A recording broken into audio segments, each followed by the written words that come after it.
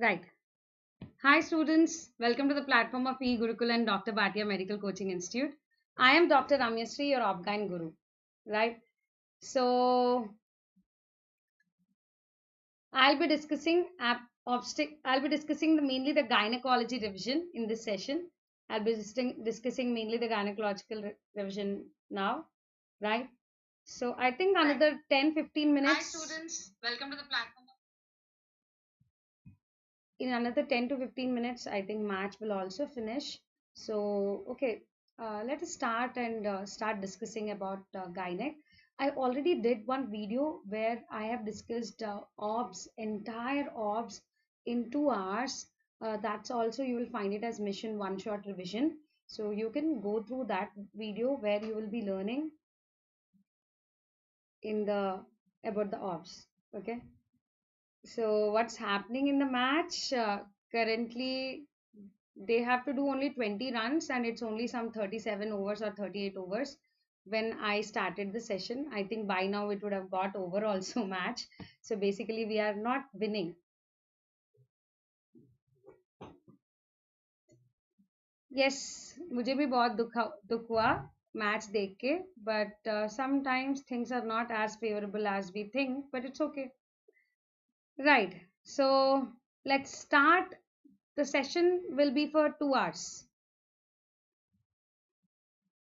Okay. So here I'll be mainly discussing gynec as a quick recap, quick revision of gynec. Yes. So mainly this is for FMG. Yes, useful for NEET also. So what I'm going to do is I'm going to make those important points strike your brain in the next 2 hours. Okay. Chalo, let's start with the session. So in anatomy, most important is mainly the Bartholin cyst, guys. In anatomy, the most important is about the Bartholin cyst and Bartholin gland. So I would exclusively discuss about so I will exclusively discuss about the Bartholin gland. What is the other name for Bartholin gland?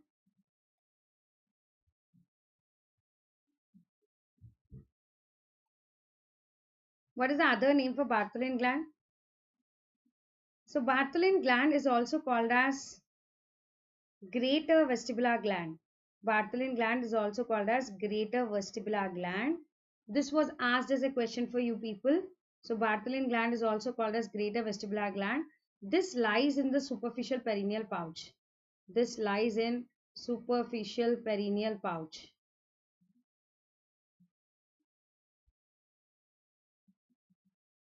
You can just open your notes which you have written previously, or you can just keep watching and listening to me. That's all. Don't write anything, don't do anything, just keep listening. So next 2 hours I'm going to help you to like how can we quickly recap most important things. That's what I'm going to try to do for you. Okay. So Bartholin gland is also called as greater vestibular gland. This lies in the superficial perineal pouch. So this will be at the junction of upper 2/3 and lower 1/3. And whenever Bartholin gland gets blocked, it forms a Bartholin cyst. This Bartholin cyst will be present in the posterolateral aspect of the vagina, right? Bartholin cyst is fluctuant, non-tender, and mobile. Fluctuant, non-tender, and mobile. When you have a Bartholin cyst, treatment is incision and drainage. Recurrent Bartholin cyst, best management is marsupilization. Marsupilization. So this is marsupilization. So what do we do in marsupilization? We make an elliptical incision, drain out all the contents and keep it open. We are not going to close it. So we make an elliptical incision, drain out all the contents and keep it open. So this is called marsupilization. Whenever this Bartholin cyst gets infected, it results in Bartholin abscess. Bartholin abscess will be tender. Bartholin abscess will be tender. Bartholin abscess का treatment is incision and drainage. Bartholin abscess treatment is incision and drainage. Simple. What did I tell you here? So Bartholin gland is also called as greater vestibular gland.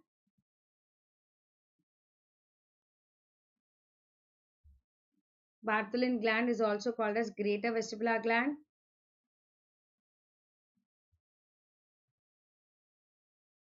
So it lies in the superficial perineal pouch, right? Upper two-third, lower one-third. So it's a posterolateral. It's a posterolateral, right? And when you make it when it gets infected, you call it as Bartholin cyst, Bartholin abscess. Bartholin abscess will be tender. Treatment is incision and drainage. What is the most common organism which causes Bartholin abscess? Bartholin abscess, most common organism is E. coli followed by gonococci. I will speak only about the topics which are been asked as a PYQ. I will be speaking only about the topics which have been asked as a PYQ, right? So that's about the Bartholin cyst. Now coming to the anatomy, anatomy is again very important, something very important. So we will embryology is again something very important. So first and foremost, we have bipotential gonads. We have bipotential gonads.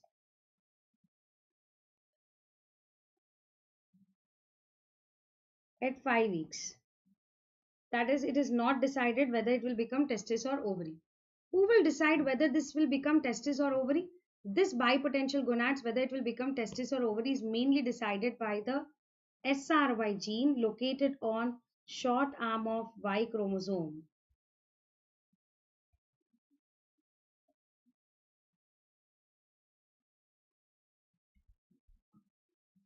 So if this is positive, it will become testis, and if this is negative, then it will become ovary, right?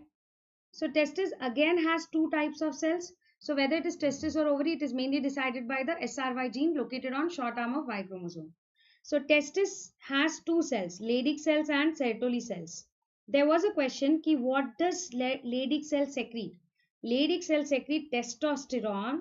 This was a question to you many times, and it also secretes inhibin. Sorry, it secretes testosterone, whereas Sertoli cells secrete AMH. It also secretes androgen binding protein, but mainly it secretes AMH and testosterone. Testosterone will help in the growth of Wolffian duct, which will give rise to male ductal system, whereas AMH will cause regression of Mullerian duct. AMH will cause regression of Mullerian duct, where, because of which uterus will be absent. Right? Now coming to the females. In female, you have no SRY gene, and you have, so that is why ovary develops. There is no testosterone, that is why Wolffian duct will regress.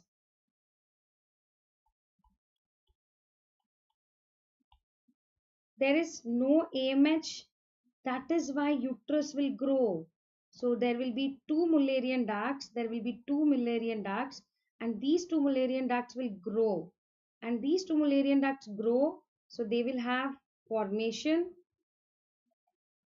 fusion, and septal resolution, resulting in uterus, cervix, vagina, mainly upper two-third of vagina,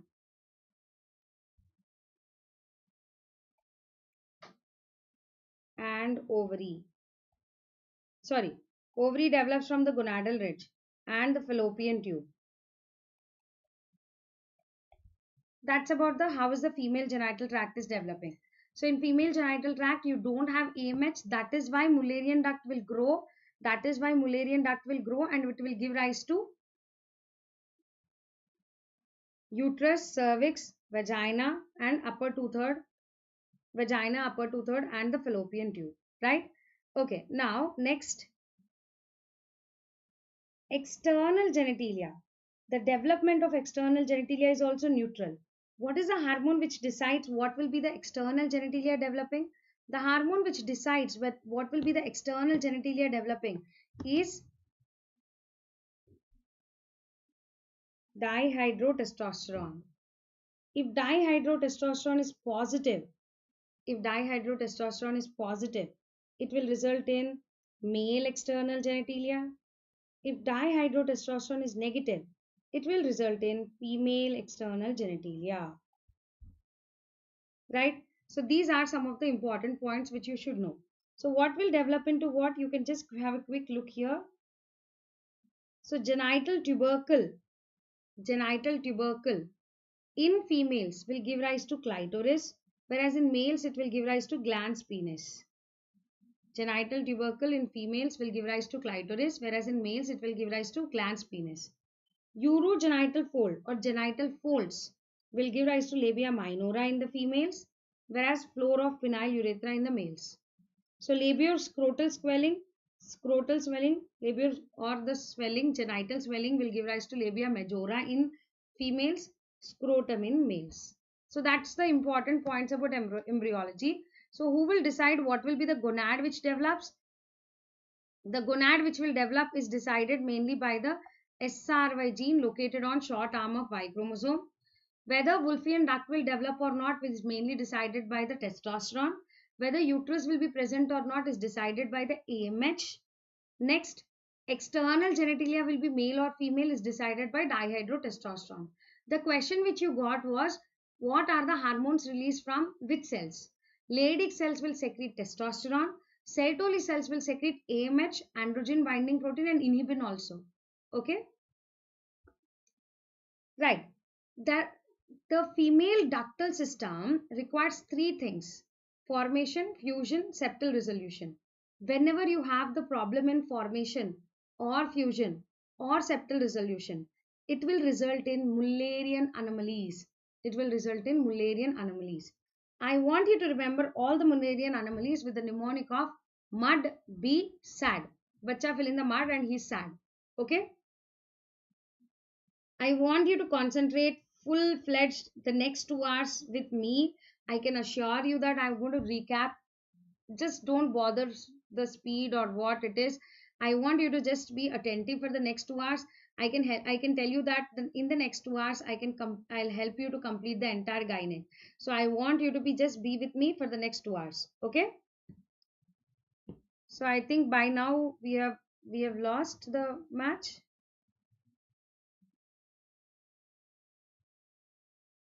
So in the Mullerian duct, we have class 1 MRKH, that is Mullerian agenesis.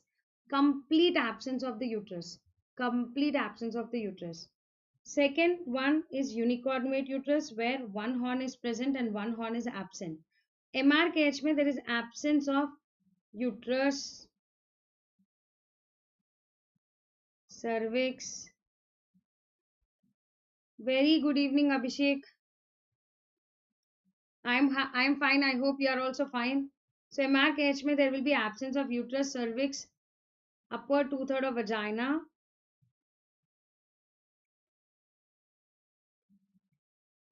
and fallopian tube. So what will be the clinical presentation with which they'll present in MRKH? In MRKH, the main they'll present to you with primary amenorrhea. Unicornuate uterus may only one horn of the uterus will be developed. So they will have banana shaped uterus plus one fallopian tube.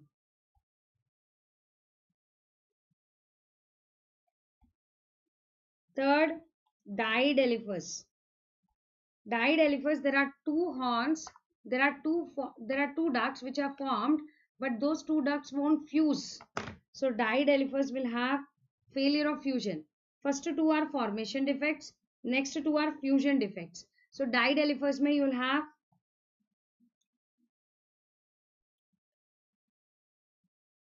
two uterus, two cervix, two vagina. Fourth, we have bicornuate. Bicornuate mein you will have fusion will start from lower to up. So lower part will be fused, but upper part is not fused. So they will have two uterus, one cervix, one vagina.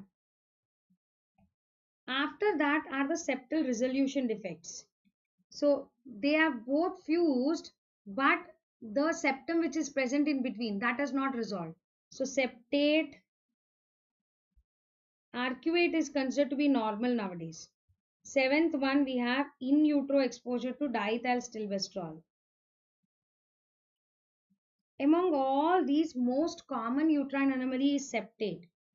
Most common is septate. Worst reproductive outcome is septate.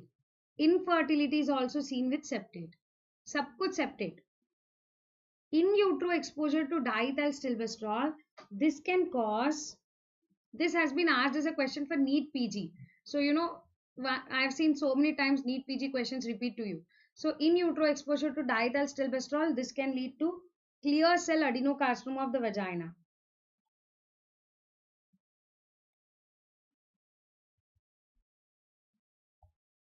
Clear cell adenocarcinoma of vagina, vaginal adenosis,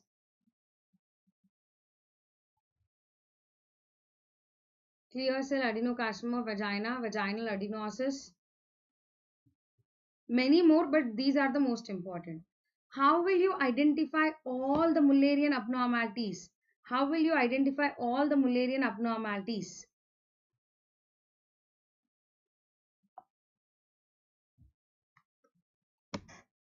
So the investigation of choice is 3D USG or 3D USG or MRI. According to your big books, they say that HSG has no role.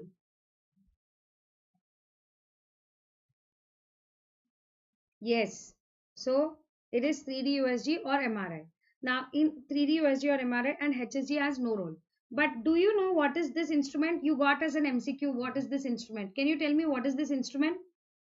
So this is used in HSG and this is called as Leach-Wilkinson's cannula. Leach-Wilkinson's cannula. Okay. Next. So this is a HSG image. Actually, it has two uterine cavities, one cervix, two fallopian tubes, and the intercornual angle is more than 60 degrees and intercornual distance is more. But the best answer is you don't know what is it. It is more better determined whether it is bicornuate or septate on MRI than HSG. But whenever two horns are very far, that then it is bicornuate. This is bicornuate. But the better answer will be cannot determine. Okay. So bicornuate is better determined by HSG or gold standard for all these uterine anomaly detection is laparoscopic chromoperturbation. Gold standard for detecting all these uterine anomalies is laparoscopic chromoperturbation. That is through laparoscope you are going to see how many horns are there. So if you see, this is a hysteroscopy image. In the hysteroscope you are seeing there are two uterine cavities with a thick intervening septum, and through the laparoscope you are seeing there are two fundus with the intervening portion. Right? So with the hysteroscopy, you are seeing there are two uterine cavities with a thick intervening septum. Then through laparoscopy, you are seeing there are two fundus with the intervening septum. So this is hysterolaparoscopy picture. Now if you observe this, so in this hysteroscopy is showing two uterine cavities with a thin intervening septum. And this is showing on the laparoscopy a single fundus. So what do you think is this one? What do you think is this one? So this is septate uterus. This is septate uterus. Right? So again, see, it has having two uterine cavities and one cervix. But here the intercornual angle is less and intercornual distance is less. So this is septate. This is septate.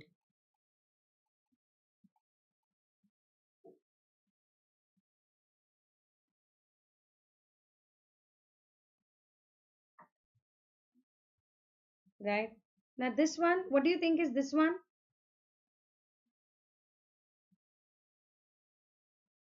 Two uterine cavities, two cervix, two Leach Wilkinsons. This is didelphys. This is didelphys. Right. So I usually don't watch match, but today I was also watching the match. I don't remember, but before also there was one more World Cup like this. I don't remember it was my 10th class or 12th class, but it was near the finals. But I was watching that very seriously. That time also India won. This is again same India. Sorry, that time also India lost and Australia won. Again now also I was thinking, but I thought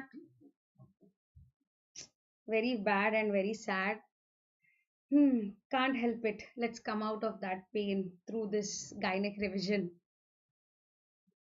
Right. So this one, so that previous one was Didelphys. Now coming to this one. So this is you're having a single banana shaped uterus with a single fallopian tube. So this is unicornuate uterus. This is unicornuate uterus. This is the MRI picture of unicornuate uterus.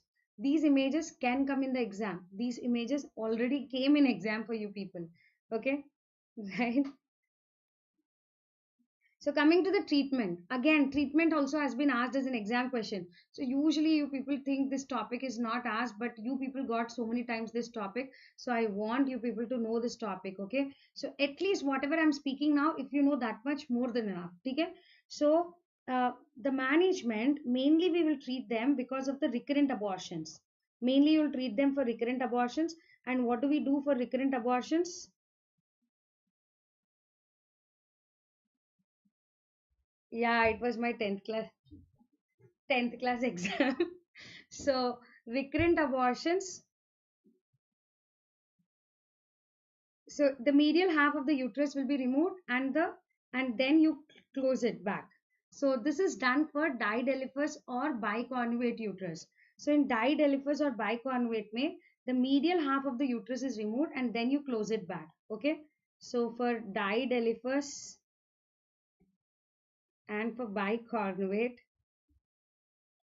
we will do Strassman's Strassman's metroplasty. Strassman's metroplasty. So for didelphys and biconjugate, we'll remove the medial half of the uterus and we close it. It's called Strassman's metroplasty. Whereas septate for septate uterus, we remove the septum inside. So that is called hysteroscopic transcervical resection. Hysteroscopic transcervical septate resection. So that's about the uterine anomalies. So most common is septate. Most common is septate. Investigation of choice is 3D USG or MRI. Gold standard is hysterolaparoscopy. Main indication for treating them is recurrent abortion. For didelphys and for bicornate, we will do Strassman's metroplasty. For septate uterus, we will do hysteroscopic transcervical septal resection. Right? So let us go to the next one, that is in the reproductive physiology. I just want you to know that. So we have ovarian cycle, we have uterine cycle and endocrinal cycle. All these three will go hand in hand, right? And why do we menstruate? Mainly it is by the HPO axis, right? So first we'll have pulsatile GnRH. Pulsatile GnRH. This pulsatile GnRH will cause positive feedback on release of FSH and LH. This FSH and LH will go act on the ovary to release estrogen and progesterone. And from the ovary, this estrogen and progesterone will go act on the uterus and it will lead to growth of the endometrium.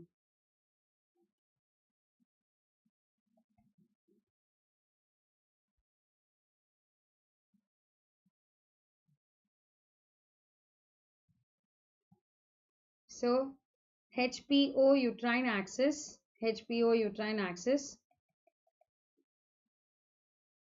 So pulsatile GnRH will go stimulate the release of FSH and LH. That will go stimulate the ovary to release estrogen and progesterone. That will go act on the uterus, which will help in the growth of the endometrium. Right? KK, 2 words for today's World Cup. I am very sad that we couldn't win it, but yes, can't help it. That's how we have to take. It's a sport.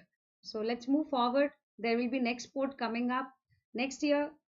or next World Cup, whenever next World Cup, hopefully we'll all win. But it's very disappointing that we lost in our own when our country hosted it. It's okay. We respect the outsiders, no? तो हमने दे दिया उनको. Right, now next coming up to the hormones. Sometimes they can give you the graph. Sometimes they can give you the graph. And when they give you the graph, you should be in a position to answer which graph is pointing towards which hormone. So remember guys, FSH will be more in the first half of the cycle. So this light pink one is FSH. FSH is more towards the first half of cycle. And you'll also have FSH rise at the time of ovulation. So FSH rises at the time of ovulation and then drops down. Okay.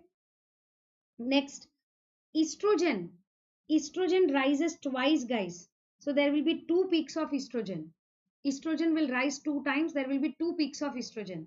LH will mainly rise at the time of ovulation and then drops down. Progesterone will be more on day 22. Day 22, you'll have high progesterone. Day 22, you'll have high progesterone. So what are the points you're going to remember?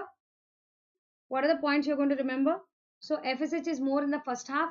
At the time of ovulation, both FSH and LH will rise. LH will be high at the time of ovulation. Estrogen has two peaks. One at the time of ovulation, another at day 22. Progesterone will rise only on day 22. Okay? These are the important points you should know. Next, please remember what is the hormone which is responsible for the growth of the endometrium. So proliferative phase mate is mainly estrogen. Whenever our body has high levels of estrogen, endometrium growth will be high. So estrogen helps in the growth of the endometrium. Estrogen helps in the growth of endometrium. Okay. Whereas progesterone helps in, so second half, that is secretory phase, you'll have estrogen and progesterone. Remember, whenever estrogen and progesterone are together, progesterone is like dominant pati. It suppresses the estrogen. So progesterone is anti-proliferative. Anti-proliferative. It does not let the endometrium grow. It helps in maintaining and causing secretory changes. Apart from that, progesterone is anti-proliferative and it does not let the endometrium to grow. So during the secretory phase, the endometrium will be coiled, spiral arteries will be coiled, glands will be coiled. It looks like a Nagin type. So it is called coiled appearance. Coiled appearance. Okay. Now what is this? So this is the trilaminar endometrium. This is the trilaminar endometrium on the USG. This is the trilaminar endometrium, what you're seeing on the USG. So on USG, this is called triple endometrium or trilaminar endometrium. This is mainly seen at the time of ovulation.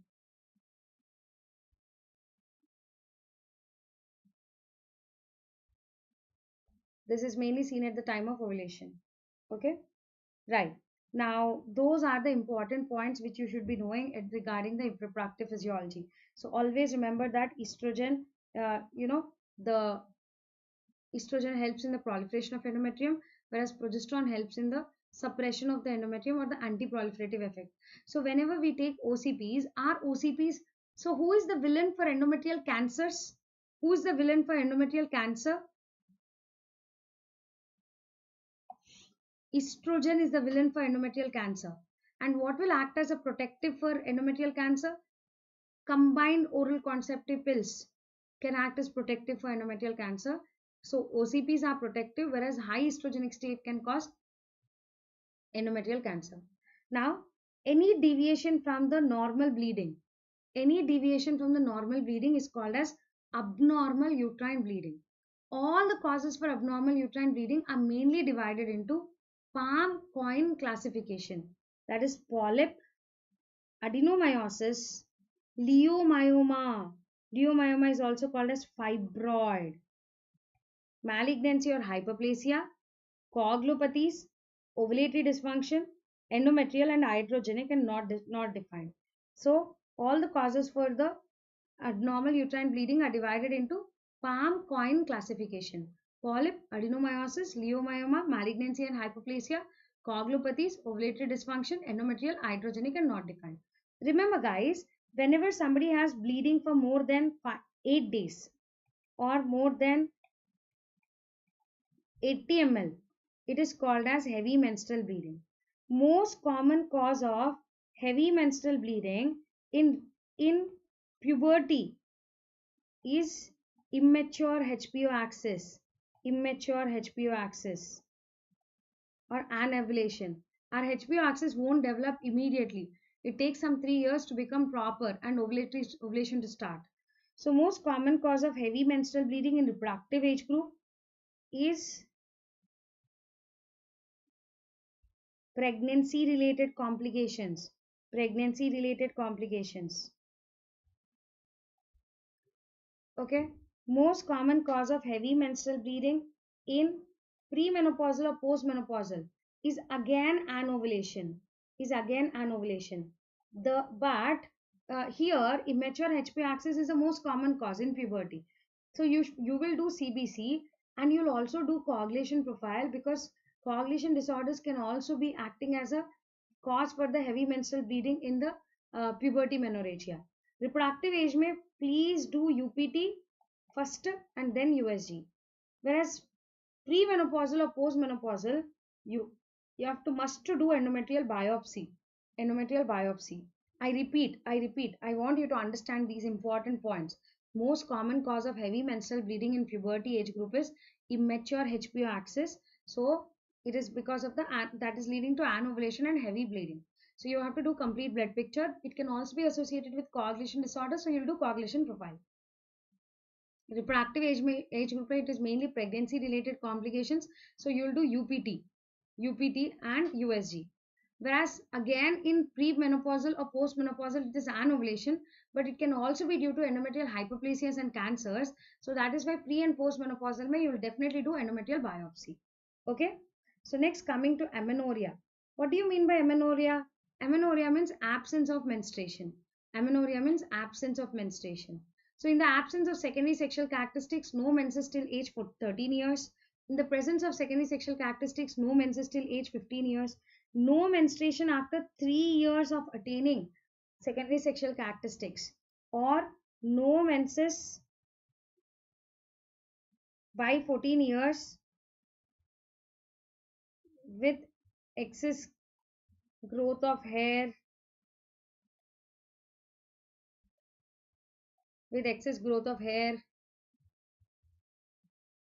eating disorders. This is a new definition added. So even no menses by 14 years, but they have excess growth of hair or eating disorders, then also you can call it as primary amenorrhea. So primary amenorrhea definition has been changed. So you have two additional definition: no menstruation after 3 years of attaining secondary sexual characteristics, and no menses by age 14 years with excess growth of hair and eating disorders is one more added, guys. ठीक है, ये दो extra याद रखो. Now, what is the order of the puberty development? What is the sequence of the puberty development? So sequence of the puberty development is, first you'll have growth spurt.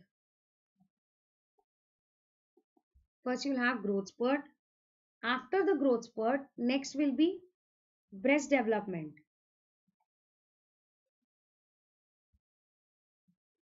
Then you will have pubarch, height, menarche.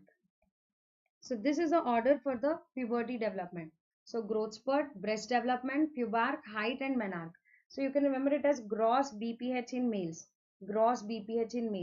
Growth spurt, breast development, pubarch, height and menarche.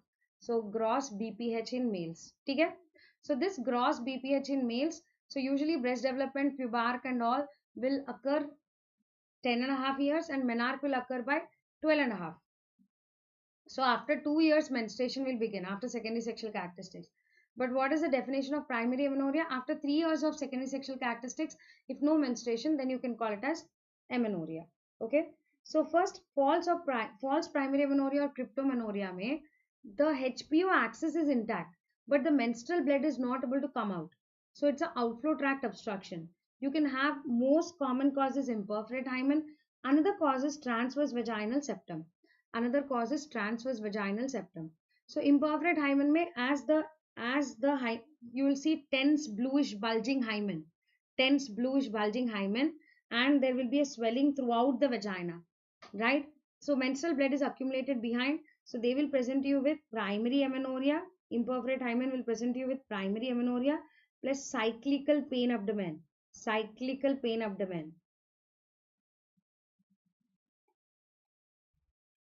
cyclical pain abdomen. Next, they will have tense bluish bulging hymen.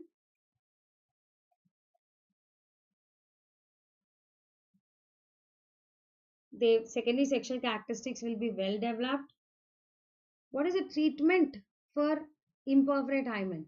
The treatment for imperforate hymen is cruciate incision. Cruciate incision. That is, you make an X-shaped incision, right? Okay, next. True primary amenorrhea, most common cause is Turner's. Second most common cause is MRKH. Third most common cause is AIS, androgen insensitivity syndrome. Turner's may it is 45XO, sometimes it can be 45XX, 46XX also, but it's mainly 45XO, right? So Turner's will have short stature, webbed neck, cubitus valgus, uh, heart, coarctation of aorta with bicuspid valve, right? They can have small uterus and streak ovaries, right? MRKH is complete absence of the uterus. There is no development of uterus. What is this AIS? Androgen insensitivity syndrome. Actually, they are males, but they look like female. Actually, they are males, but they look like female. Why? Because it's a testosterone receptor defect. So, as it is a testosterone receptor defect, testosterone is not able to act on its receptors, and that is why all the testosterone will get converted into estrogen. Testosterone is not able to act on its receptors. All the testosterone will convert into estrogen. That is why they'll externally look like females. Now, I divide all the causes of amenorrhea and I'll make a tabular form. So let's learn it as a tabular form.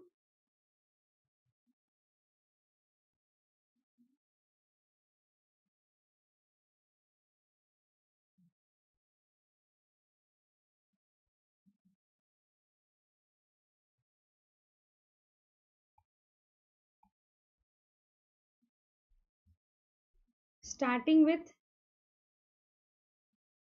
Turner's.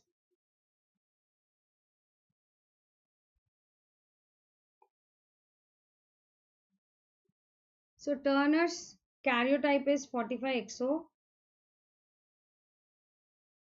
So starting with Turner's. Turner's karyotype is 45XO. Right? Yes, Turner's is nothing but a type of gonadal dysgenesis.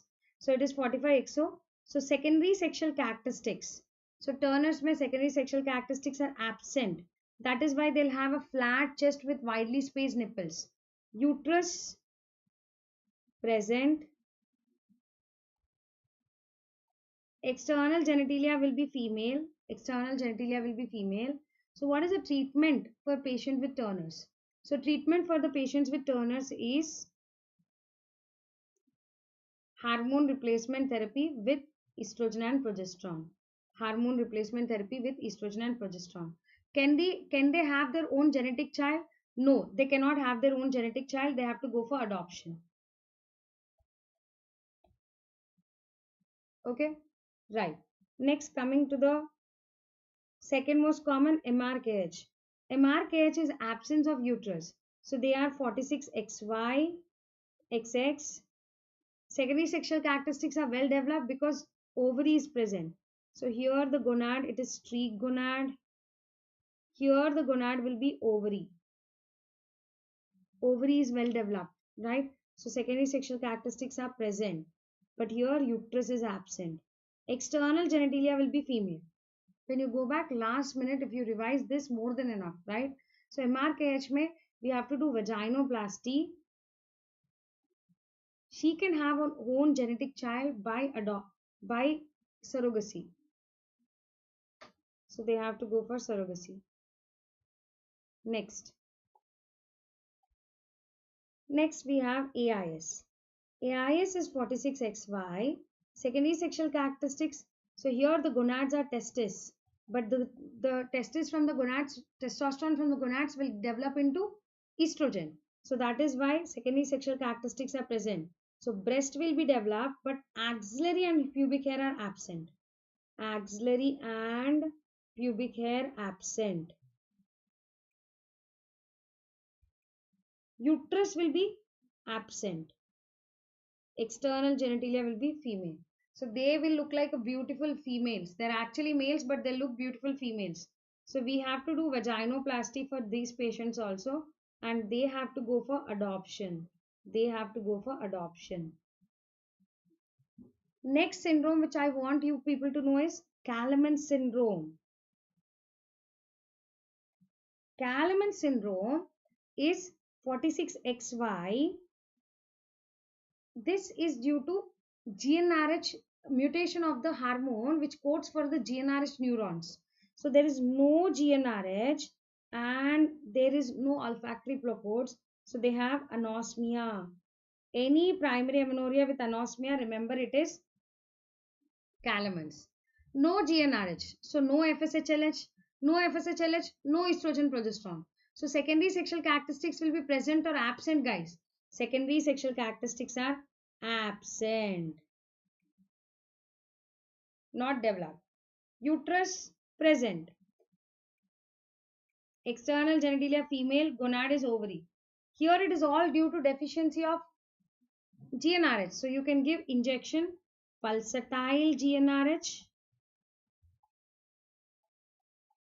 Injection pulsatile GnRH, or you can give injection HCG. Next, we have Swayer's syndrome. Swayer's is again 46XY. It's also a type of gonadal dysgenesis because this is SRY gene mutation. So it is SRY gene mutation. So they'll have streak gonads. Streak gonads. So no estrogen. So secondary sexual characteristics absent.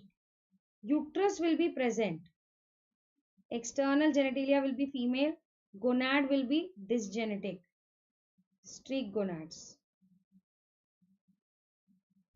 So we have to do gonadectomy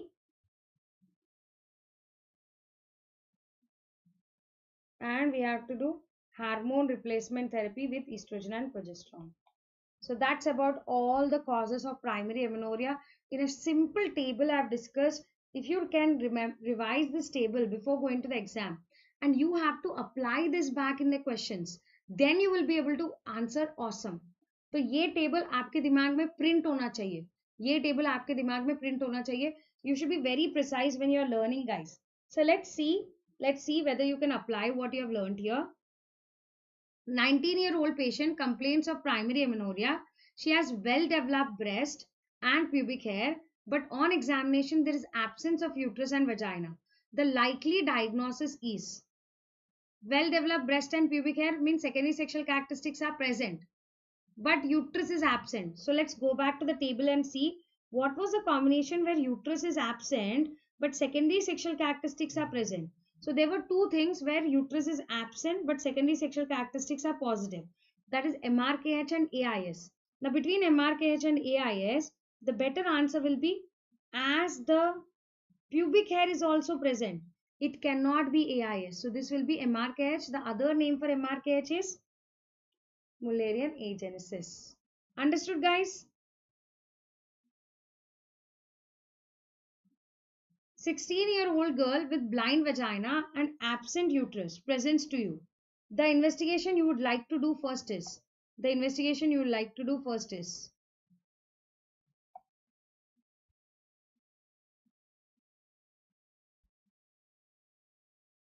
IV pyelography, FSH, karyotyping, CT scan of the pelvis.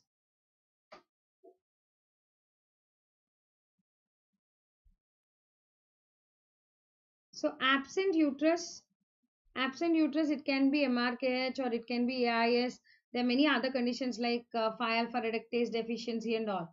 So what is the investigation you would like to do when there is absent uterus and a patient presents to you? So first you have to always do karyotyping, guys. You will first do karyotyping. No, not CT scan. Anyway, they told it's an absent uterus. So I will not go for CT scan. I will do karyotyping to know. So if I know if it is 46XX, I'll think in terms of MRKH. If it is 46XY, I'll think in terms of EIS. So I will do karyotyping. Okay? Next, coming to the secondary amenorrhea. See, already they have given it as absent uterus. By doing CT scan, if you find out there is absent uterus again, what is the purpose of knowing there is absent uterus? What else can the CT scan tell? Nothing more, right? So that is why it's not useful. So coming to the secondary amenorrhea. So secondary amenorrhea is defined as absence of menses for 6 consecutive months. Actually, the new definition has been removed 6 consecutive months. So it is absence of menses for 3 months.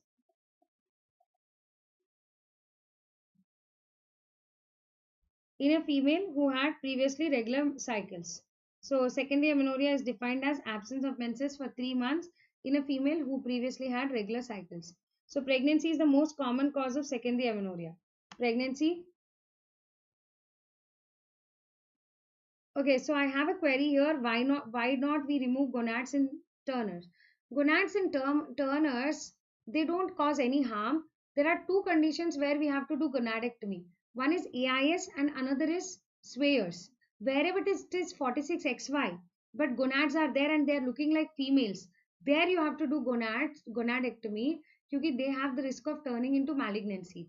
So two conditions where we'll do gonadectomy is AIS and Swayers. Even AIS also will do gonadectomy, guys. Even AIS also will do gonadectomy. But here gonadectomy is done after puberty so that she will develop some secondary sexual characteristics. Okay. Turners, it's not harmful. So that's why we don't do. So causes may, first uterine causes. Uterine causes may we mainly have Asherman syndrome.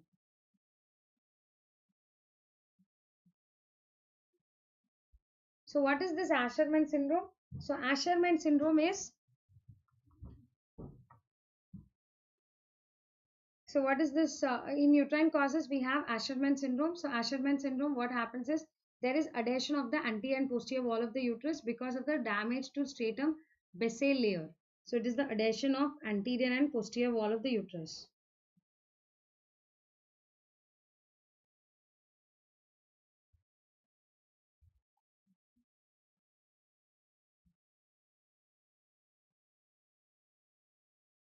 So Asherman syndrome, it is the adhesion of anterior and posterior wall of the uterus due to damage of the stratum basal. So it can be due to post-abortion curettage, repeated DNCs, all wherever there are more trauma to the uterine wall, it can cause Asherman syndrome. Okay. Rahman, I'll discuss that question once again once I finish the Ashermans. So Ashermans, the investigation of choice and gold standard. Both is hysteroscopy. Both is hysteroscopy. So what will we do on the hysteroscopy here? On hysteroscopy, we'll do hysteroscopic adhesiolysis. So we break all the adhesions. So we'll do hysteroscopic adhesiolysis. Okay? So this is how the adhesions will look like. This is the HSG showing the adhesions. This is the saline infusion showing sonography showing the adhesions. This is the hysteroscopy showing the adhesions. Can you see the adhesions? So this is post-treatment where you have removed all the adhesions. So any trauma to the uterine wall and where you damage the stratum basal due to recurrent curettage and all or tuberculosis, this Asherman can happen. Okay, Asherman is adhesion of the anterior and posterior wall. So in MCQ, if they give you repeated abortions, repeated DNC, your mind should think in terms of Asherman. This can also be due to tuberculosis. Right. Okay. Okay, I'll go back and discuss this question once again. See, 19-year-old girl tells she is having primary amenorrhea. She has well-developed breast and pubic hair. Means secondary sexual characteristics are present. But on examination, absence of uterus. There's only one, see, it cannot be Klinefelter. क्योंकि Klinefelter में they'll not have breast and pubic hair. ठीक है? Breast will not be there, pubic hair will be there. Klinefelter is 47XXY. Where they have small testes, they're actually males. Gonadal dysgenesis, that is Turner's. Turner's may there is no breast developed, there is no pubic hair, so it cannot be Turner's. Mullerian agenesis is the only condition where you have the breast and pubic hair developed but uterus is absent. Okay, that's why the answer is B. Right, let's go to the next one. So after the uterine defects, next what we have is, so Hasherman will have initially hypomenorrhea, later she'll go into complete amenorrhea. Initially they'll have hypomenorrhea, later they'll go into complete amenorrhea, right? Next, so after the uterine ovarian causes. So ovarian causes for secondary amenorrhea is, it is PCOS, Savage syndrome. So Savage syndrome is FSH receptor mutation.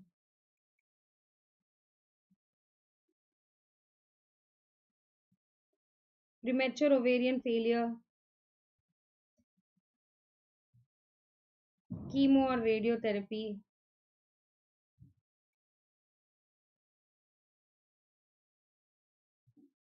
So ovarian causes में we have PCOS, Savage syndrome, premature ovarian failure, chemo or radiotherapy. Okay. So premature ovarian failure is ovarian failure before the age of, so normally our ovaries should fail in 50 years. So if ovarian failure occurs before 40 years, ovarian failure before 40 years, right? So whenever ovaries fail, what will happen? FSH level increases. So FSH will be more than 40 international units per liter. Please remember this point. Whenever ovaries fail, FSH will be more. Estrogen will be less than 20 picogram per ml. Causes for this are idiopathic, autoimmune, genetic. So Turner mosaic can cause premature ovarian failure. So Turner mosaic and Fragile X syndrome.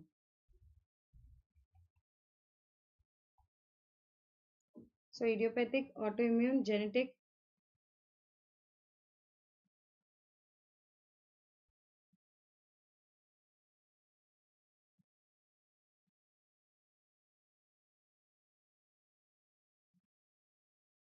Right. So next other causes what we can have here is euphoritis, infection. So we cannot do anything once the oocytes are all gone. So if they want to get pregnant, they'll have amenorrhea. If they want to get pregnant, they have to go with IVF with donor oocytes. So this is about the premature ovarian failure. Premature ovarian failure where if all the follicles have depleted before age of 40 years. Next coming to the compartment 3. So compartment 3 is pituitary. So compartment 3 or pituitary mein, what will happen in compartment 3 or pituitary is you will have Sheehan syndrome. Two important syndromes here is Sheehan syndrome and prolactinoma. Sheehan syndrome, there will be postpartum PPH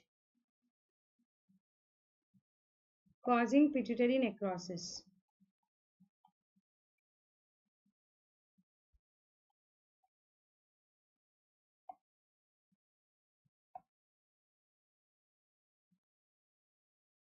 Postpartum PPH causing pituitary necrosis. So as there is necrosis of the pituitary gland, all pituitary hormones will be lost. First hormone to be lost is growth hormone, followed by you'll have prolactin loss, FSH, LH, TSH, cortisol, all will be lost. Most common symptom with which they'll present you is lactational failure. They'll have loss of FSH, LH, TSH, cortisol. Yes.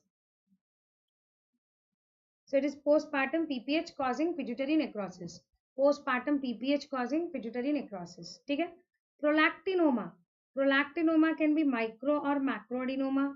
Microadenoma is less than 1 mm, 1 centimeter.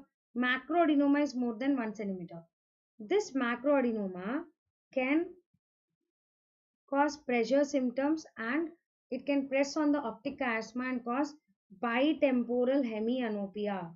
Bitemporal hemianopia.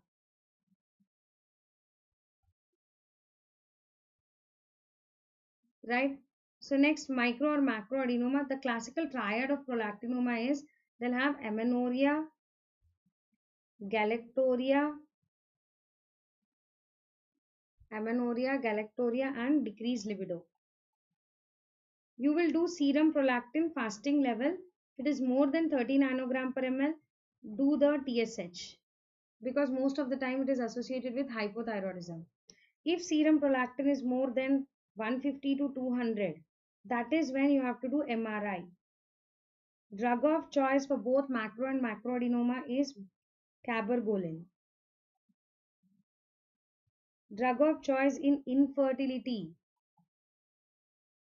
or pregnancy is bromocriptine. See, simple. This is how you have to revise. Again, you cannot read everything pin to pin. Most important points, fatafat print in your brain and leave it. That's all. So that's about the category 3. That is the pituitary. Now coming to the category 4. So category 4 is hypothalamic defects. So in the hypothalamic defect, so the pulsatile GnRH production won't occur. So pulsatility of GnRH is mainly due to leptin. So whenever there is eating disorders like anorexia or bulimia, right? Next, when they have stress, excessive exercise, in all this there will be decreased pulsatile GnRH. In all this there will be decreased pulsatile GnRH. So remember, leptin that is present in the fat cells is very important for pulsatility of GnRH. Stress may GABA will increase. So these are some of the hypothalamic causes for secondary infertility. No, sorry, secondary amenorrhea, right? So now what all we have here? So in the uterine causes, I taught you Asherman syndrome, where there will be adhesion of the anterior and posterior wall of the uterus. In the ovarian causes, I taught you about the PCOS, Savage syndrome, premature ovarian failure. So most common cause of amenorrhea is secondary amenorrhea is pregnancy. Most common pathological cause of secondary amenorrhea is PCOS. Next, pituitary mein I taught you Sheehan syndrome and prolactinoma. Right, hypothalamus mein eating disorders, stress and excessive exercise. How do you work up for secondary amenorrhea? First do UPT, serum FSH, LH. Sorry, UPT you will do and you will do serum TSH and serum prolactin. Next, you'll also, as most common pathological cause is PCOS, where it is an anovulatory cycle where you don't have progesterone, you'll do progesterone challenge test.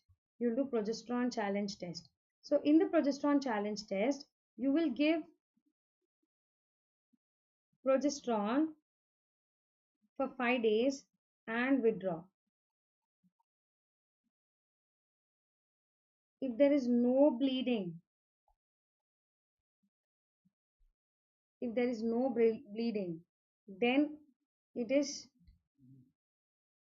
not anovulatory cycle. If bleeding is present, after I give progesterone, if bleeding is present, then it is an anovulatory cycle. So it is PCOS. If there is no bleeding, then you have to do estrogen plus progesterone challenge test. In estrogen plus progesterone challenge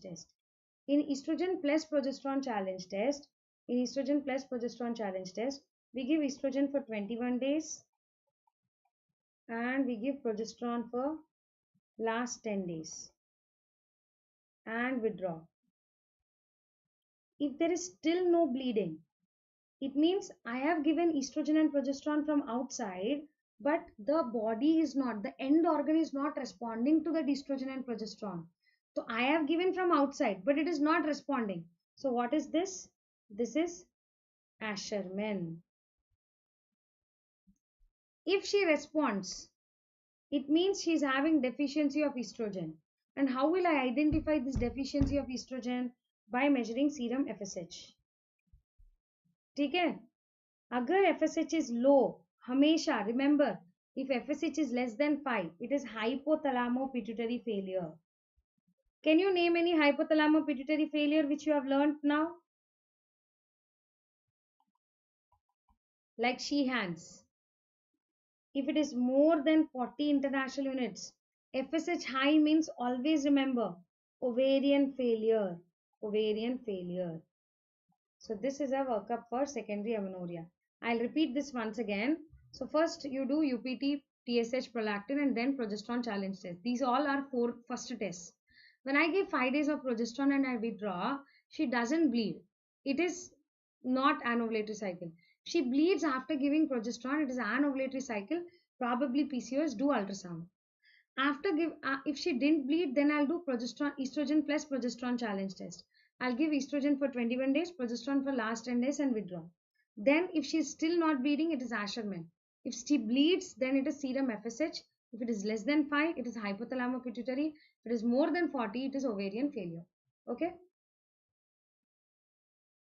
Understood all of you? So can you answer this question?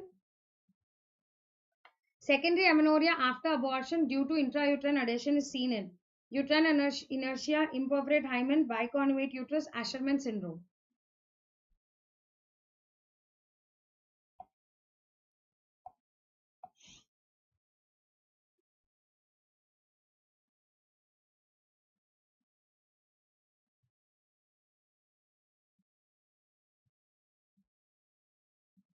So after abortions, intrauterine adhesions, what do you think is this?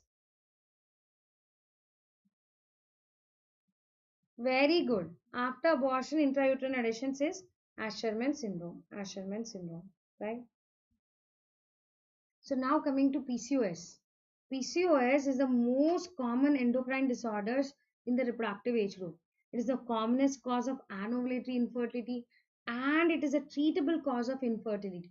It is the commonest cause. It is the most anovulatory. It is a treatable cause of infertility.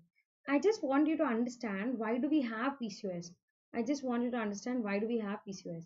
Most of these patients with PCOS have insulin resistance. Because of the insulin resistance, there will be increased insulin and increased insulin growth factor 1. This increased insulin and increased insulin growth factor 1, this will cause theca cell hypertrophy.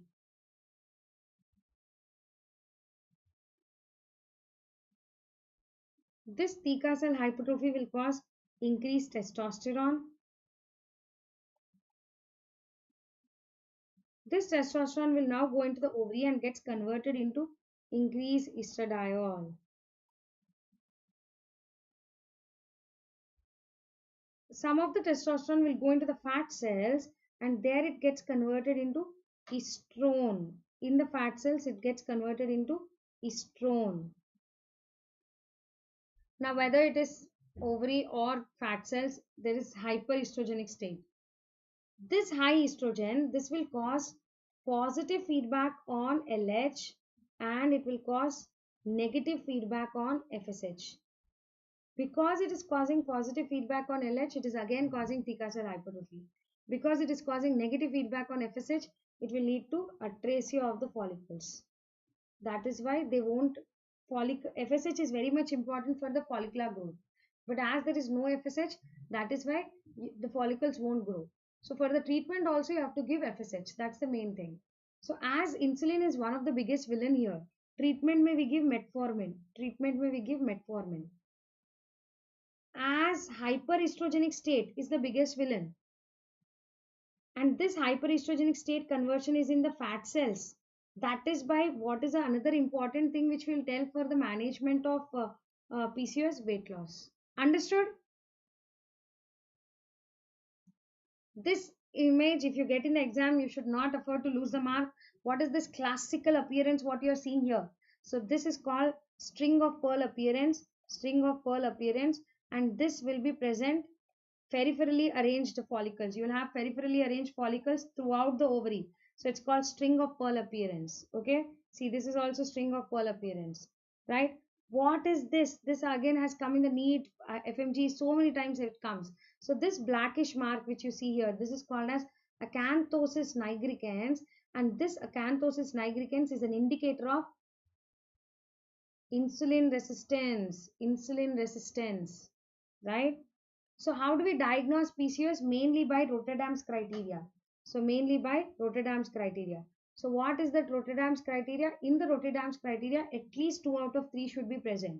So oligo or anovulation, hyperandrogenism, clinical or biochemical, and on USG you will see 12 or more than 12 follicles of 2 to 9 mm size, or ovarian volume more than 10 mm. So oligo or anovulation, hyperandrogenism, clinical or biochemical, 12 or more than 12 follicles of 2 to 9 mm size, in one or both ovaries on the USG, or ovarian volume more than 10 mm. Right? How do we treat the PCOS? So whenever PCOS patient comes to you with irregular cycles, you can regularize her cycles by giving OC pills with third or fourth generation progesterones. Whenever she is obese, ask her, first and foremost, all patients you will ask for them to lose weight. Lifestyle modification. Even if they lose 10% of the body weight, they'll become normal. So obesity, metformin plus OCP. Insulin resistance, metformin plus lifestyle modification. Hirsutism के लिए you are going to give OCPs with cyproterone acetate. Hirsutism के लिए OCPs with cyproterone acetate. Infertility, you can give letrozole or clomiphene citrate. Letrozole is an aromatase inhibitor. Clomiphene citrate is a selective estrogen receptor modulator. So I repeat, guys, this is most important. So in PCOS, you should know the pathophysiology, Rotterdam's criteria, and the management. So irregular cycles को regularize करो. सबसे पहले you will tell her to weight loss, lifestyle modification, weight loss. Even if they lose 10% body weight, cycles will become normal. For irregular cycles, what are you going to do? Give OCPs with third or fourth generation progesterones. Obesity, metformin and OCPs.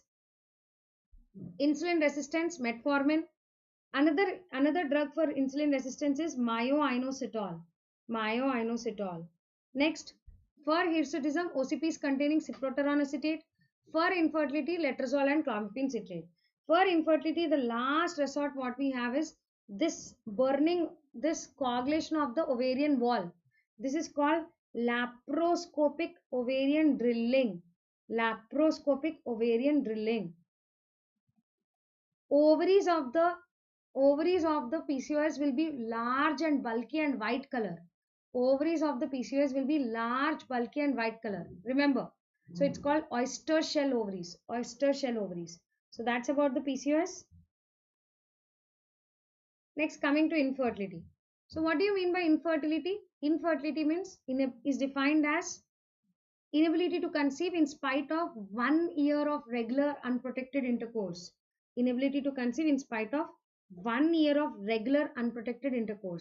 Right?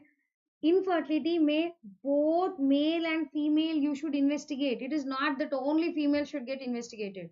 Male and female should get investigated because male factors account for 30 to 40%. Female factors account for 40 to 50%. Unexplained infertility 10%. Combined factors 10%. Right? So female factors I divide the causes into ovarian, tubal, uterine, cervical and unexplained. Unexplained means everything is normal, in spite of that they are not able to conceive. WHO categorized all the causes of infertility into WHO has categorized an ovulation into 4 categories, guys. Hypothalamo-pituitary failure like Kallman, Sheehan's. Hypothalamo-pituitary disturbance, PCOS. This is the most common cause of anular infertility. Category 3 is ovarian failure. Category 4 is hypoprolactinemia. Right? How do you know whether she is ovulating or not? The indicators of ovulation are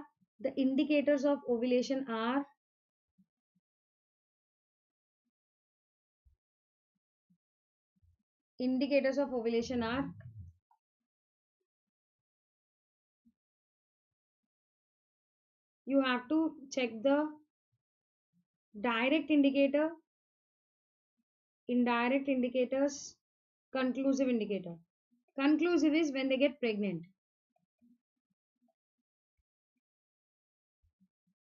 Direct when we have laparoscopic visualization of the corpus luteum.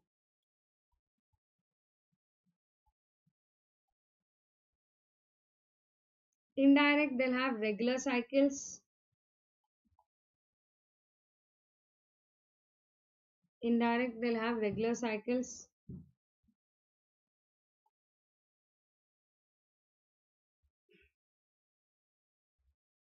Mittelsmerge, that is mid-cycle ovulatory pain.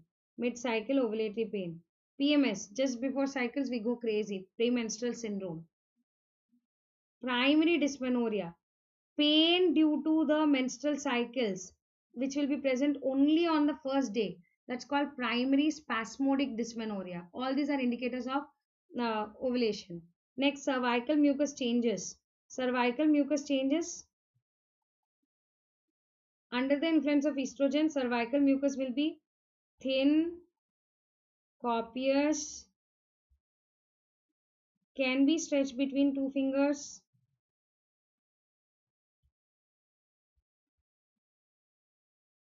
Furning will be positive. Furning is due to sodium chloride crystallization around the mucin threads. Under the influence of progesterone, cervical mucus will become thick, scanty, breaks on stretching.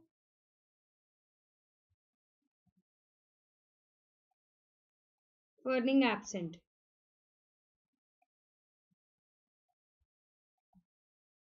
Raise in basal body temperature. Day 22 serum progesterone more than 5 nanogram per ml. Day 14 urinary LH kit. Day 22 endometrial biopsy. It will show secretory endometrium. Day 22 endometrial biopsy, it will show secretory endometrium. Next, we'll see maturation index. So, maturation index, what we are going to see is, we are going to see P bar, I bar, S. Intermediate cells will increase. So, we have parabasal, intermediate and superficial cells. Whenever post-ovulation under the influence of progesterone, intermediate cells will increase. Intermediate cells increase. On USG, you will see trilaminar endometrium. These are the indicators of ovulation. These are the indicators of ovulation. On USG, you will see trilaminar endometrium. These are the indicators of ovulation. Next, so next thing, guys, the best marker for ovarian reserve. Best marker for ovarian reserve, whether we are ovulate, whether we have reserve or not, is by AMH, anti-Mullerian hormone. It is less than 1, it's a poor ovarian reserve. Normal is 2 to 4. Anti-Mullerian hormone.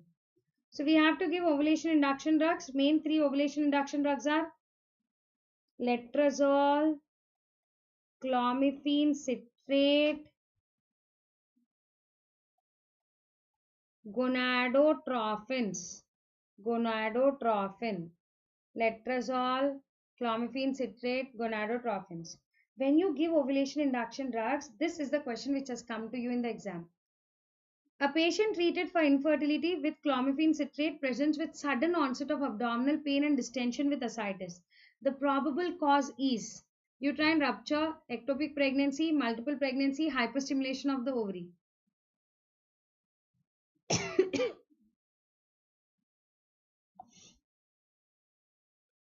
So, a patient treated with infertility with clomiphene citrate presents with sudden onset of abdominal pain and distension with ascites. The probable cause is hyperstimulation syndrome. Yes, very good. So, in the ovary, multiple cysts will develop. So, whenever after giving the treatment with any ovulation induction drugs, if you see multiple cysts like this, it's called OHSS, ovarian hyperstimulation syndrome. That's the question which you got from here. Yeah, that's the question which you got from here. Next, coming to the tubal factors. Tubal factors, may the first line investigation for the tubal factors is HSG, hysterosalpingography. where you check the tubal patency. But the only disadvantage due to tubal this HSG is, as soon as a dye comes, suddenly these tubes can undergo spasm, and then it can show bilateral tubal block, which is coming as a false positive. So what is a gold standard for checking the tubal patency? Gold standard for checking the tubal patency is laparoscopic chromoperturbation. Laparoscopic chromoperturbation. In the laparoscopic chromoperturbation, we directly visualize the tube and we'll see what is the problem. They have asked you what is a dye which is used in the laparoscopic chromoperturbation. The dye what is used in the laparoscopic chromoperturbation is methylene blue dye. Methylene blue dye. Can you see there's a blue dye here? You will see methylene blue dye. So management, if you have cornual blocks, bilateral cornual catheterization or cannulation, mid-segmental block, you'll do tuboplasty. Distal tubal block, you'll do neosalpingotomy. We'll make new openings, neosalpingotomy. Any severe tubal blocks, we'll do IVF. So what is the answer here? Lady with infertility with bilateral tubal block at cornu, best method of management. So any severe tubal blocks, the best method of management will be IVF. Okay. Now see this question. An infertile woman has bilateral tubal block at cornu diagnosed on HSG. Next step in the treatment is, see, whenever you have bilateral cornu block on HSG, what should be your next step? So whenever you have bilateral tubal block at cornu on HSG, your next step will be laparoscopic chromoperturbation. That is laparoscopy and hysteroscopy. Now coming to the male factors. So to know whether the male is infertile or whether male is normal, we should always do semen analysis. So semen में the seminal vesicle secrete fructose. Presence of fructose or absence of fructose in the semen tells us where is the block. ठीक है? Seminal vesicle secrete fructose.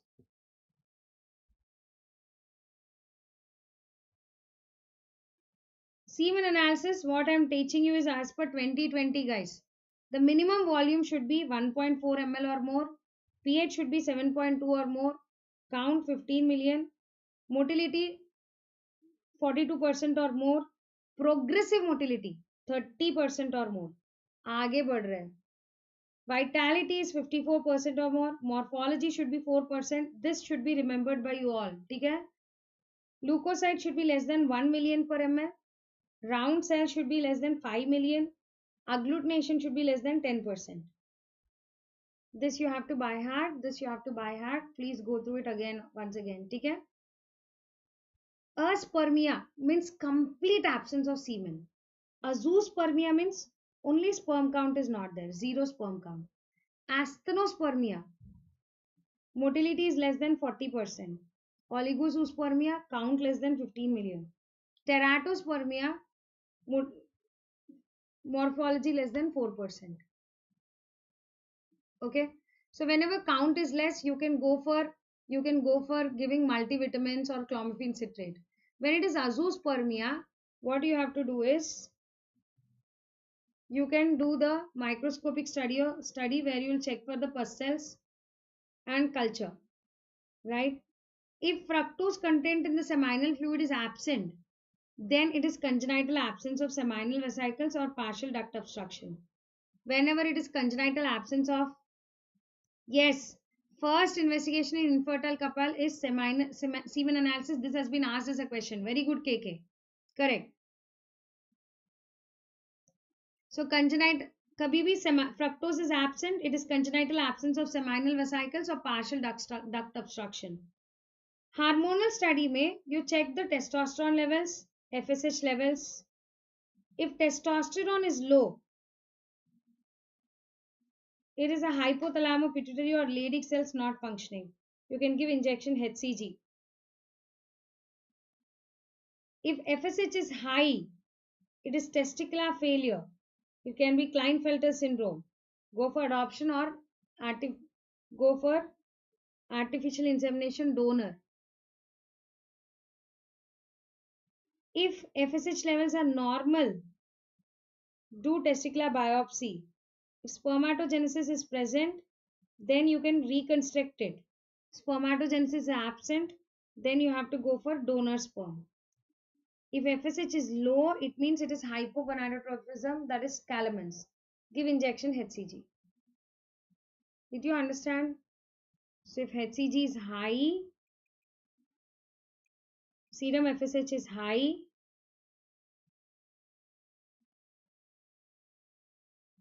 it is testicular cause. If FSH is normal, it is obstruction. If FSH is low, then it is hypothalamo-pituitary failure, like Calamen's. That's all. Now, what is this which you are seeing here? This is called intrauterine insemination. Here we'll first wash the semen and then we inject the semen above the cervix. So here the act of coitus is foregone. What is the most important prerequisite for doing intrauterine insemination? The important prerequisite for doing intrauterine insemination is we should have patent fallopian tube. Patent fallopian tube. So we'll wash the semen and we put that semen above the cervix. The important prerequisite for IUI is they should be patent fallopian tube. Patent fallopian tube. Okay. Next we have IVF and ICSI. IVF and ICSI both are same. These are all called assisted reproductive technologies. So first you will give ovulation induction with gonadotrophins and you will monitor the follicles. Once the follicle grows up to 16 to 18 mm, you will remove it with TVS guided needle. Then each oocyte is kept with 50,000 to 1.5 lakh sperms in IVF, whereas each oocyte one sperm is directly injected in ICSI. That's the only difference. Then you will do embryo transfer on day 3 or day 5. IVF and ICSI, the success rate is only 50%. What are the indications where you will go to IVF? So male when there is oligospermia, female poor ovarian reserve,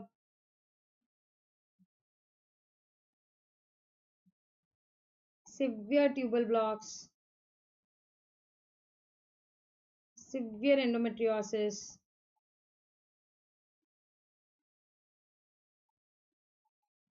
MRKH. Okay, so poor ovarian reserve, severe tubal block, severe endometriosis, MRKH,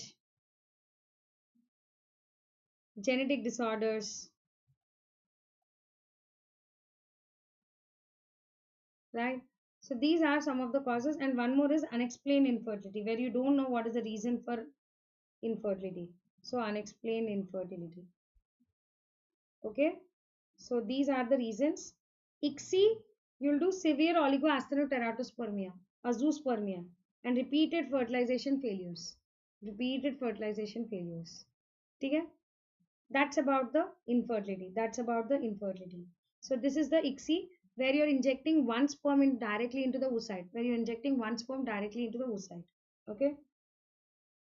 In the perspective of busy life schedule in the modern society, the accepted minimum period of sexual cohabitation resulting in no offspring for a couple of 40 years to be declared infertile is, see, normally infertility is when they have no intercourse for 1 year. है ना? But when the age is more than 35, you cannot wait for 1 year. Even if they cannot conceive after 6 months, we can still call it as infertility. Even if they don't conceive beyond 6 months, we still call it as infertility. So it is 6 months here. It is 6 months here.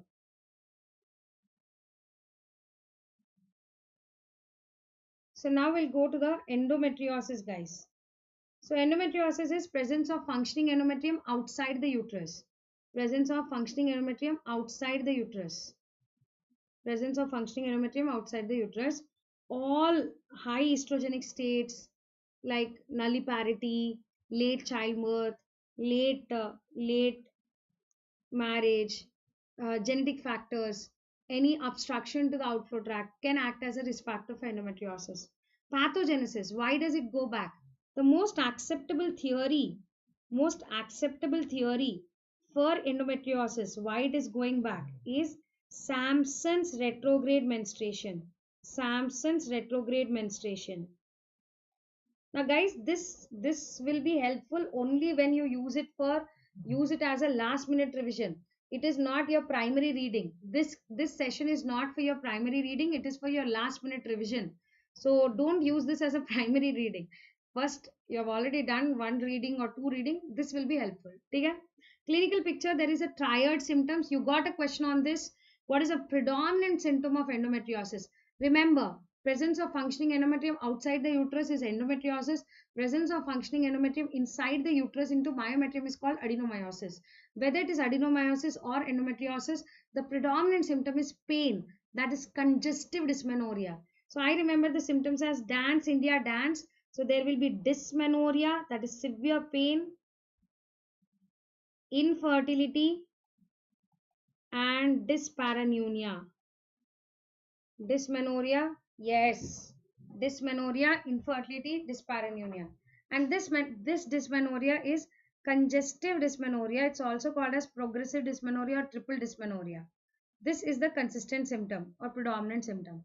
The triad signs are there will be fixed retroverted uterus, firm fixed adnexal mass,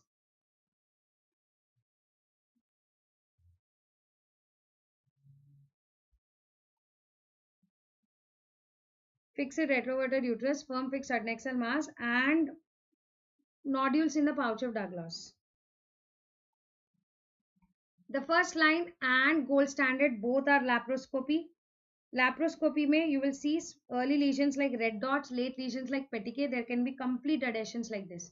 Most common site of endometriosis is chocolate cyst, ovary. So in ovary it can present as chocolate cyst. Second most common site is pouch of Douglas or rectovaginal septum. It can never go to spleen. So management you can do expectant, medical and surgical. Expectant may those who are pregnant, those who are reaching menopause where there is no estrogen levels, or those who are asymptomatic. Medical management may the first line drug is progesterones, whereas drug of choice is GnRH analogs, which can be both agonist and antagonist. Elagolix is considered as a drug of choice according to the ACOG, which is an oral GnRH antagonist. Oral GnRH antagonist. Next, surgical management. Surgical management should be done those who are having intolerable pain,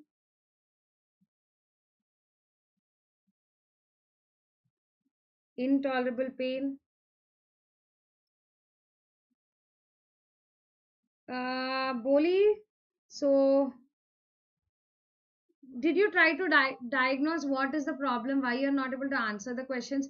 Is it concept mistake, or so probably there are some concepts which are missing or not understood.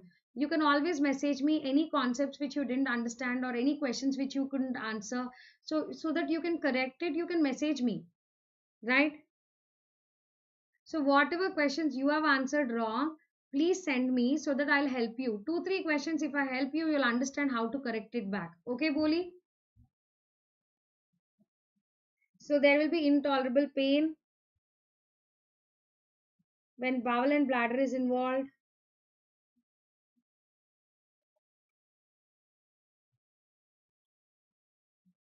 Intolerable pain when bowel and bladder is involved. Next, when they have chocolate cyst. These are the conditions where you go for and not responding to medical management. These are the conditions where you have to go for surgical management. Surgical management mein what will you do? You will do laser ablation or laser fulguration. Last resort is TH plus BSO, total abdominal hysterectomy plus bilateral salpingo-oophorectomy. Next, we'll also do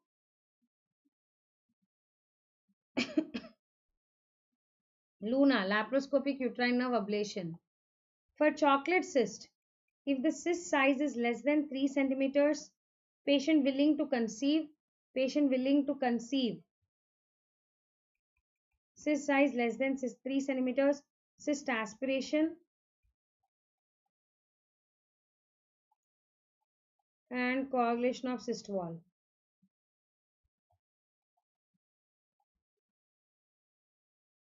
More than 3 centimeters, you will do cystectomy. You will do cystectomy. Okay.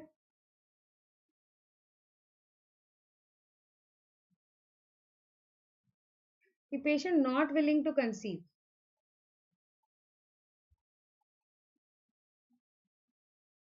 The patient is not willing to conceive. Less than 5 centimeters, you give medical management. More than 5 centimeters, you have to go for cystectomy. What is the most important point you'll remember? Whenever any question is pressing more on pain, then it is nothing but your endometriosis. Okay, so that finishes the endometriosis. Now coming to the fibroid. So fibroid is the most common benign pelvic tumor. It's the most common solid pelvic tumor. So fibroid may you have three varieties. So a fibroid which is completely projecting into the uterine cavity, it's called fibroid polyp. A fibroid which is projecting into the mucous membrane, this is called submucosal fibroid. This is called submucosal fibroid. A fibroid which is present in the muscle, it's called intramural. A fibroid which is present just below the serosal layer, it's called subserosal. So we have submucosal, intramural, subserosal. This subserosal can also be pedunculated. This can also be pedunculated. Okay. So which is the most common type of fibroid? Most common type of fibroid is intramural. This intramural can either transform and go below the mucosal membrane, or it can become subserosal. So most common is intramural. Again, risk factors, it can be genetic and hyperestrogenic state, nulliparous, obesity, family history,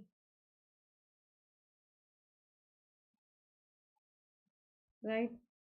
Changes, most common degeneration what we see is hyaline degeneration. Least common degeneration is red degeneration. Sorry, least common is sarcomatous degeneration. Sarcomatous degeneration. Least common is sarcomatous.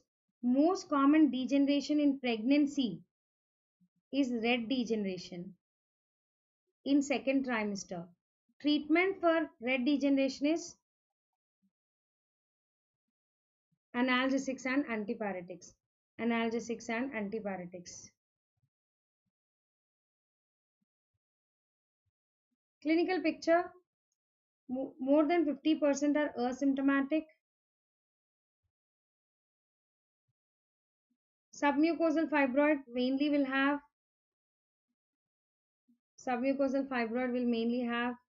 heavy menstrual bleeding, infertility, abortions. Right? Next, intramural fibroid will have dysmenorrhea. Subserosal, pressure symptoms.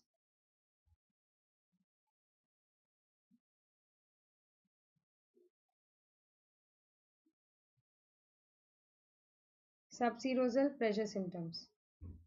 Abdul, polyp and pedunculated fibroid, very good. Alfia has given you a very good point. Polyp has a small, narrow base, whereas fibroid will have a broad base. Apart from that, on USG, polyp will be echogenic, that is, it will look white color, whereas fibroid will be black color, hypoechoic. Okay. Cervical fibroids, anterior cervical, will lead to increased frequency of micturition.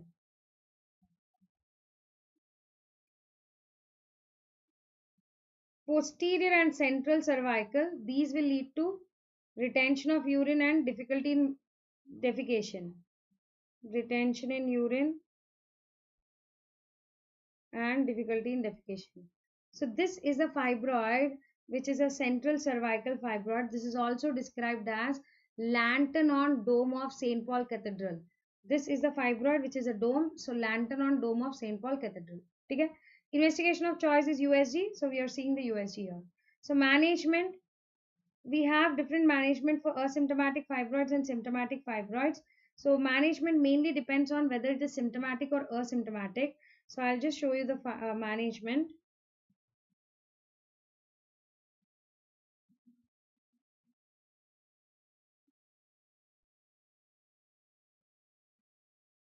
asymptomatic fibroids, you can do USG follow-up.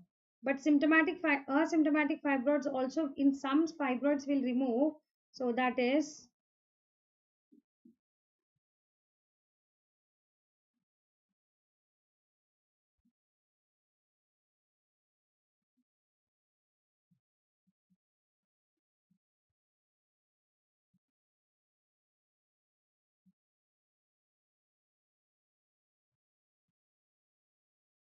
so asymptomatic fibroid also surgical, where we'll remove is if it is a pedunculated subserosal, if there is unexplained infertility, if diagnosis is uncertain, and when there is a rapidly growing fibroid. So asymptomatic may you can do USG follow-up every 6 months. Surgical removal, that is pedunculated subserosal, we'll remove although they are asymptomatic, or when they have unexplained infertility, when diagnosis is uncertain, and when you have rapidly growing fibroid also you'll remove. Symptomatic fibroid, you have medical management, surgical management. Medical med, drugs which decrease the pain are NSAIDs. Drugs which decrease the bleeding are progesterone, tranexamic acid, and OCP. Drugs which decrease the size, pain, and bleeding are GnRH analogs, danazol, gestinon, mifepristone, ulipristal acetate. Danazol, GnRH analog, gestinon, mifepristone, and ulipristal acetate. Surgical management में we have myomectomy and cryolysis, myolysis, minimally invasive surgery, hysterectomy when the family is complete. Family complete but young, we can do minimally invasive surgeries like HIFU, high intensity focused ultrasound, uterine artery embolization. Whom will you do myomectomy? Myomectomy is done for only those people. Myomectomy is done only for those people who want to conceive in future, right? So this is uterine artery embolization, where you will pass a guide wire into the uterine artery and then block the uterine artery, right? Next, this is HIFU, high intensity focused ultrasound, where you're going to pass the ultrasonic radiations on the fibroid, right? So you all understood? So let's see the questions. Suchita, a 29-year-old nulliparous woman, complains severe menorrhagia and lower abdominal pain since 3 months. On examination, there is a 14-week size uterus with fundal fibroid. Treatment of choice is. Now please see age, 29. She wants to conceive? Yes, nulliparous. So whenever they're infertile, what is the management I told you have to do? Myomectomy, that is only removal of fibroid. That is only removal of fibroid. So we will do myomectomy. Very good. Very good, Drushti. Correct. We'll do myomectomy. So next question. 45-year-old nulliparous is being evaluated for inflammatory bowel disease as an inpatient. Ultrasound shows 5 centimeters fundal fibroid and 3 centimeters anterior wall fibroid. Her periods are regular 4 to 5 days in 30 days. She denies any intermenstrual bleeding and she is up to date with smears. So this patient has not come to you for fibroid. She has come to you for inflammatory bowel disease. She's 45 years old. She doesn't have any symptoms. 45 years, no symptoms. What should be the management? Asymptomatic, so wait and watch. Wait and watch. Conservative. Do you have to do USG follow? Right? So that's about the fibroid. Now, next we'll go for the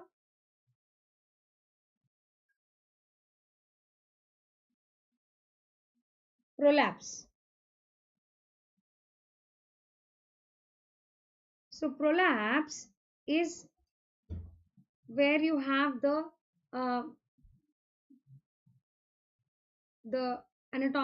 organs, the genital organs are going below the anatomical position, right? So prolapse is where the anatomical organs are getting displaced from its original position, right? So it can be uterine prolapse, vaginal prolapse, है ना? Prolapse, again, most important what they ask to you is management. So I will specifically discuss the prolapse ka management. Okay? So prolapse mein you can put pessary, you can put sling surgeries. Let us see where to put what first. ये important है prolapse के लिए. I want you to remember this slide. Young nulliparous, you will do sling surgeries. What will you do for young nulliparous women? You will do sling surgeries. Young nulliparous, you will do sling surgeries. So what are the different sling surgeries we have? So for we have Purandare cervicopexy, where you're anchoring the cervix to posterior rectus sheath. Posterior rectus sheath. P for Purandare, P for posterior rectus sheath. Shirodkar sling surgery. Here you're anchoring the cervix to sacral promontory. Here you're anchoring the cervix to sacral promontory. Shirodkar sling surgery, you're anchoring the cervix to sacral promontory. Khanna sling surgery. Here you're anchoring the cervix to anterior superior iliac spine. Anterior superior iliac spine. Virkud sling surgery. Virkud sling surgery may one side of the sling you're anchoring to posterior rectus sheath, one side of the sling you're anchoring to sacral promontory. So it is right-sided Shirodkar and left-sided Purandare. Left-sided Purandare plus right-sided Shirodkar. Okay. So Kannas mein cervix is anchored to anterior superior iliac spine. Virkud mein it is left-sided Purandare plus right-sided Shirodkar. Right. Purandares mein you're anchoring the cervix to posterior rectus sheath. Shirodkar mein you're anchoring the cervix to sacral promontory. Right. Now next. So next, if you have a multiparous female whose family is complete, but she is in the reproductive age group, for her we'll do Fothergill's operation, or it's also called Manchester's operation. So what will you do in Fothergill's or Manchester's? Fothergill's or Manchester's may we'll do cervical amputation. We'll do first a DNC, then we'll do cervical amputation, then we advance the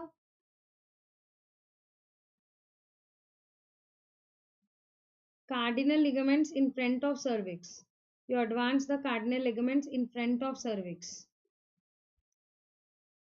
And then you will do anterior colporrhaphy and posterior colpoperineorrhaphy. Anterior colporrhaphy and posterior colpoperineorrhaphy.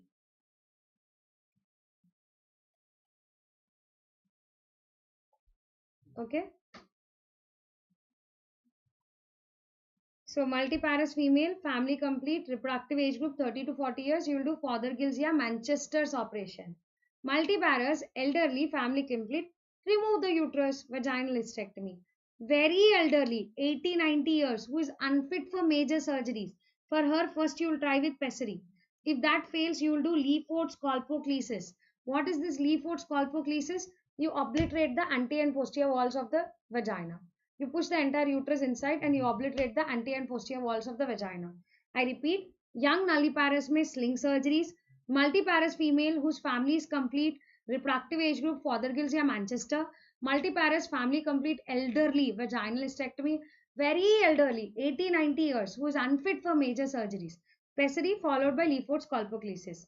Next, for cystocele or urethrocoele, you will do anterior colporrhaphy.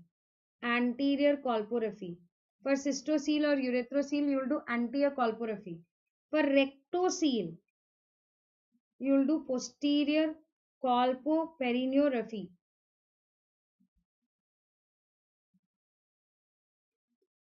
For enterocele, you will obliterate the pouch of Douglas. So for enterocele, when you are obliterating the pouch of Douglas, what do? We do Macal's scaldoplasty, Moskowitz, Macal's scaldoplasty, Moskowitz, and we will do Halben's repair. Halben's repair. Okay. So cystocele and urethrocoele, anterior colporrhaphy, rectocele, posterior colpoperineorrhaphy, enterocele, Macal's scaldoplasty, Moskowitz, and Halben's repair. Next, for wall to prolapse. After the uterus comes out, the vagina which is left behind is called wall. For wall prolapse, we'll do sacrocolpopexy. Sacrocolpopexy. Okay. So that finishes the prolapse ka most important. Next, coming to the vaginitis, infections. So the most common, again very, very important. The strawberry cervix is seen with Trichomonas vaginitis. It's a sexually transmitted disease. You have to treat both the partners. They will present you with greenish colored vaginal discharge, itching plus dysuria and dyspareunia. So they'll have strawberry cervix or angry looking vagina. So this is the strawberry cervix. Investigation of choice and gold standard. Investigation of choice is saline microscopy. Gold standard is culture on Feinberg's Whittington media or Diamond's media.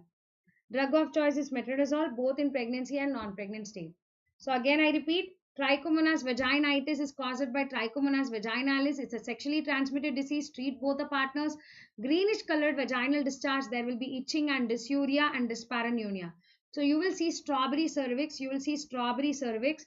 So an angry looking vagina. What you have to do here? Investigation of choice is saline microscopy. Gold standard is culture on Feinberg's Whittington India or Diamond Media. Drug of choice is metronidazole, right? Candidiasis is caused by Candida albicans, right? It's the most common vaginitis in pregnancy, diabetes, and immunocompromised. It's the only vaginitis which flourishes in acidic media, right?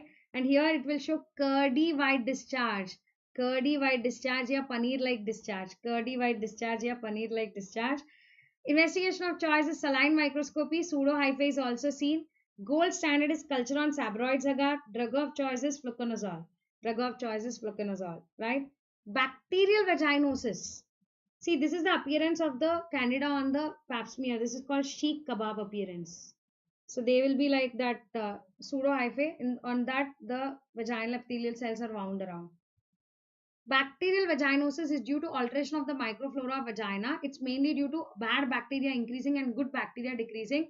So here the bad bacteria which is increased most common is Gardnerella. Apart from that, Mycoplasma, Peptostreptococci and bacteroids.